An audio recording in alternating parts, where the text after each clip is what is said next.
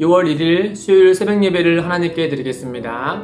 오늘 우리에게 주신 하나님의 말씀 마태복음 7장 1절에서 5절의 말씀입니다. 비판을 받지 아니하거든 비판하지 말라. 너희가 비판하는 그 비판으로 너희가 비판을 받을 것이요 너희가 헤아리는 그 헤아림으로 너희가 헤아림을 받을 것이니라. 어찌하여 형제의 눈 속에 있는 티는 보고 내 눈 속에 있는 들보는 깨닫지 못하느냐. 보라, 내 눈 속에 들보가 있는데 어찌하여 형제에게 말하기를 나로 내 눈 속에 있는 티를 빼게 하라 하겠느냐. 외식하는 자여, 먼저 내 눈 속에서 들보를 빼어라. 그 후에야 밝히 보고 형제의 눈 속에서 티를 빼리라. 아멘. 전에 가르치던 초등학생 5학년 남자아이가 제게 와서 목사님 저랑 팔씨름해요 라고 하는 겁니다. 그러면서 목사님 제가 이길 수 있을 것 같은데요 라고 말하면서 저의 승부욕을 일으키더라고요. 그래서 그 친구랑 같이 이제 팔씨름을 하기 위해서 책상을 펴고 이제 제가 그 친구의 손을 잡으려는 순간에 그 친구가 목사님은 어른이니까 제 손목을 잡아야 되죠? 라고 말을 하는 거였죠. 그러니까 그 친구의 기준으로는 어른인 제가 그 친구의 팔목을 잡고 씨름을 하면 본인이 이길 수 있다라고 생각이 들어서 저에게 도전장을 내민 거죠. 저는 당연히 그냥 두 손을 잡고 이제 팔씨름을 할 거라고 생각을 했지만 말이죠. 이걸 보면은 우리가 누군가를 판단할 때 보면은 항상 그 기준이 무엇인지를 좀 곰곰이 생각해 보면은 보통의 자기 자신일 때가 또 자기가 세운 나름의 기준일 때가 많다는 것을 우리가 생각할 수 있을 것 같습니다. 오늘 말씀에 보면은 그런 점에서 이 비판하지 말라는 말씀을 좀 한번 보면은 먼저는 성경은 모든 것을 비판하지 말아라 라고 이렇게 비판 자체를 금하지 않습니다. 예를 들어서 제자들이 어린아이가 예수님께 오는 것을 금했을 때 예수님이 그들의 행동을 잘못됨을 알고 엄히 꾸짖지 않습니까? 또한 부자관리가 예수님께 찾아왔을 때도 마찬가지였죠. 자기의 모든 재산을 팔고 가난한 자에게 나눠준 다음에 자기를 따르려 했을 때 따르지 않자 그의 행동을 판단하여서 이제 제자들에게 교훈하여서 말씀하는 것을 우리가 알고 있습니다. 이렇듯 성경은 어떤 것을 판단하거나 비판하는 것 자체를 금하지 않죠. 오히려 건설적으로 또 긍정적으로 비판하여서 보다 좋은 것을 만들어내는 것을 말씀하고 있습니다. 다만 오늘 우리에게 예수님께서 비판하지 말라는 것은 그런 것을 말하는 것이 아니라 오히려 이제 잘못된 동기와 또 잘못된 목적 그리고 잘못된 기준 또 그릇된 기준으로 비판하는 것을 금지하고 있는 것이죠. 앞서도 말씀한 것처럼 이 그릇된 기준이란 것은 바로 자기를 위한 또 자기가 세운 기준으로 남을 판단하는 것을 말씀하고 있습니다. 3절과 4절 말씀해 보시면 어찌하여 형제의 눈 속에 있는 티는 보고 내 눈 속에 있는 들보는 깨닫지 못하느냐. 보라, 내 눈 속에 들보가 있는데 어찌하여 형제에게 말하기를 나로 내 눈 속에 있는 티를 빼게 하라 하겠느냐. 그러니까 내가 세운 기준에 따르며 상대의 티는 비판의 것이 되지만은 내 들보는 그렇지 않다는 것이죠. 왜냐하면 자기가 세운 기준이기 때문에 그렇지 않습니까? 그런 점에서 예수님은 이런 자를 가리켜서 외식하는 자 또는 위선자라고 말씀하고 있는 것이죠. 이런 외식하는 자, 위선자의 특징은 무엇입니까? 바로 자기 스스로가 의롭다라고 믿는 나머지 자기의 들보를 보지 못하고 상대의 티만 보는 자들을 가리키는 것이죠. 예를 들어서 누가복음 18장 9절에서 14절에 보시면은 이 바리새인의 기도와 세리의 기도에 대해서 예수님이 비유로 말씀하시잖아요.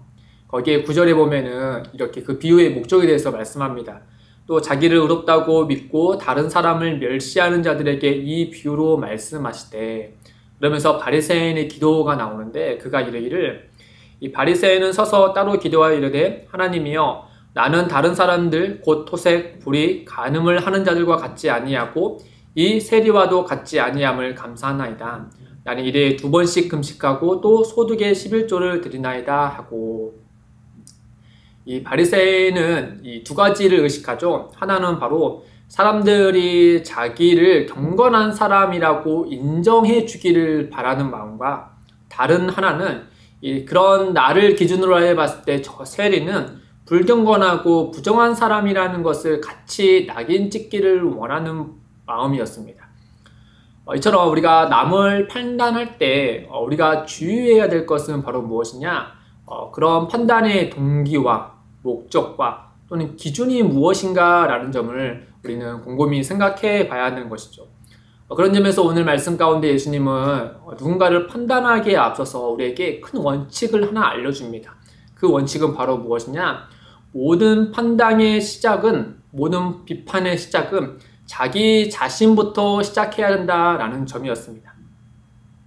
그 이유를 두 가지 들어서 우리에게 말씀해 주고 있는데, 하나는 바로 무엇이냐? 우리가 우리 자신부터 판단을 해야 된다는 이유로 첫 번째는 우리도 판단을 받을 것이기 때문이다 라고 말씀해 주고 있습니다. 2절에 보시면 너희가 비판하는 그 비판으로 너희가 비판을 받을 것이요. 이 동일한 본문에 이제 누가는 6장 37절 38절에서 이렇게 좀 더 자세하게 얘기해 주고 있는데, 제가 한번 읽어드리면은 비판하지 말라 그리하면 너희가 비판을 받지 않을 것이요, 정죄하지 말라 그리하면 너희가 정죄를 받지 않을 것이요, 용서하라 그리하면 너희가 용서를 받을 것이요, 주라 그리하면 너희에게 줄 것이니 곧 후히되어 누르고 흔들어 넘치도록 하여 너희에게 안겨주리라. 너희가 헤아리는 그 헤아림으로 너희도 헤아림을 도로 받을 것이니라. 비판하지 말라 그리하면 비판을 받지 않을 것이요, 정죄하지 말라 용서하라. 이렇게 내가 하는 만큼 또 그들도 이렇게 우리도 그렇게 받게 될 것이다 라는 점을 몇 가지 예를 들어서 우리에게 말씀해 주고 있죠. 이처럼 우리가 남을 판단하는 그 종류와 기준은 곧바로 우리를 향하여서 돌아오기 마련이다 라는 점을 말씀해 주고 있는 겁니다. 그렇기 때문에 우리는 좀 더 판단에 앞서서 좀 더 신중을 가해야 되고, 또 그 판단의 종류와 기준을 먼저 자기 자신에게 적용해 봐야 하는 것이죠. 또 다른 하는 이유는 바로 무엇이냐? 다른 사람을 이런 비판의 대상이 아닌 섬김의 대상으로 보기 위함입니다. 그 일을 위하여서 우리 자신부터 판단해야 된다는 것이죠. 5절에 보시면 예수님이 뭐라 말씀하시냐? 먼저 내 눈 속에서 들보를 빼어라. 그 후에야 밝히 보고 형제의 눈 속에서 티를 빼리라. 내 눈 속에서 들보를 빼어라. 그 후에야 밝히 보고 라고 말씀합니다.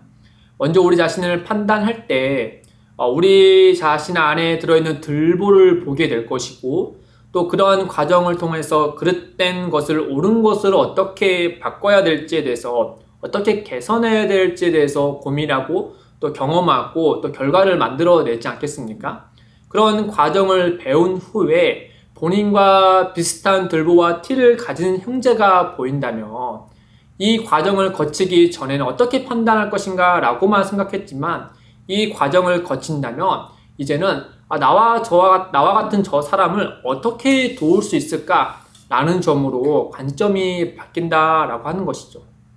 그렇기 때문에 우리는 우리 자신을 누군가를 판단하기에 앞서서 그 판단의 종류와 기준을 먼저 자기 자신에게 되어서 그에 맞게 또 판단을 우리 스스로를 겸손하게 생각을 해야 되고, 더하여서 이제 그 다른 사람들을 비판의 대상으로 해서 어떤 나와 다른 낙인을 찍는 것이 아니라 오히려 돕는 자로 생각하면서 다가가야 된다라는 겁니다.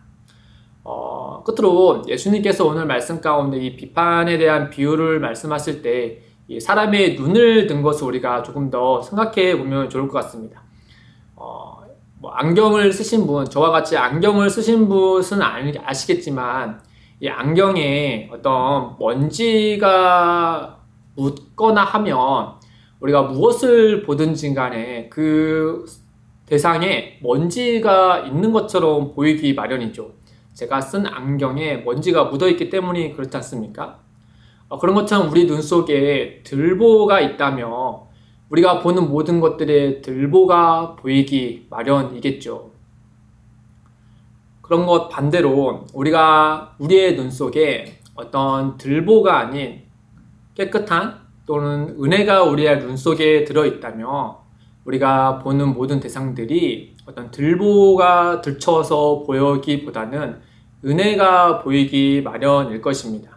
생각해보면 모든 성도는 하나님의 심판을 엄히 받아야 될 존재였지만, 그럼에도 불구하고 하나님께서는 예수 그리스도 안에서 그 우리의 심판을 예수의 그 십자가에서 내려놓으시고 우리를 구원해 주시지 않았습니까? 우리는 마땅히 판단받아서 비판받아서 영원한 형벌에 취해야 될 존재들이었지만 하나님은 그 판단의 목적을 우리를 구원하시기 위하여서 예수 그리스도를 이 땅에 보내주시고 우리에게 은혜를 허락하여 주셨죠. 그렇기 때문에 우리가 그 은혜를 입은 자로서 우리 안에 또 우리의 눈 속에 들보가 아닌 은혜를 깃들이게 한다면 상대를 바라봤을 때 어떤 죄인으로 낙인 찍는 것이 아니라 저 사람도 은혜가 필요한 사람이구나 라는 관점으로 우리가 그들을 바라볼 수 있게 된다는 것이죠.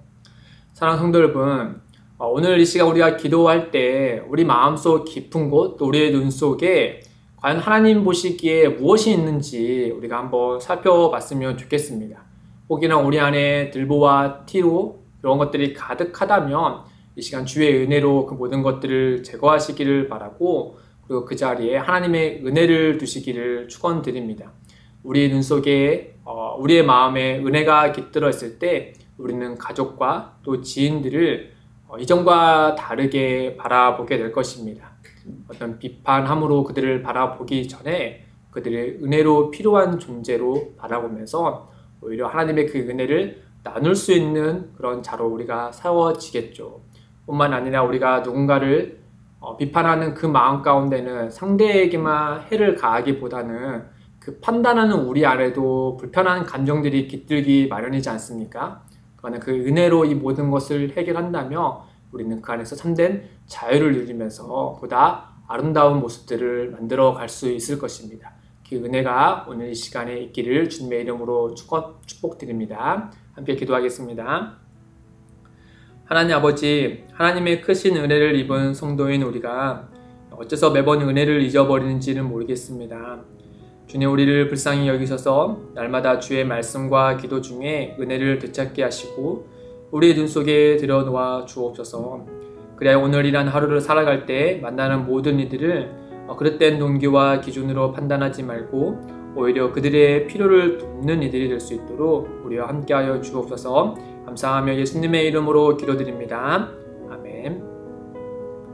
오늘도 두 가지의 기도 제목을 두고 함께 기도하겠습니다. 첫째, 누군가를 비판하기 전에 주의 말씀 앞에 우리 자신을 살피게 하시고 은혜의 원리를 따라 이웃을 이롭게 하는 성도가 되게 하소서.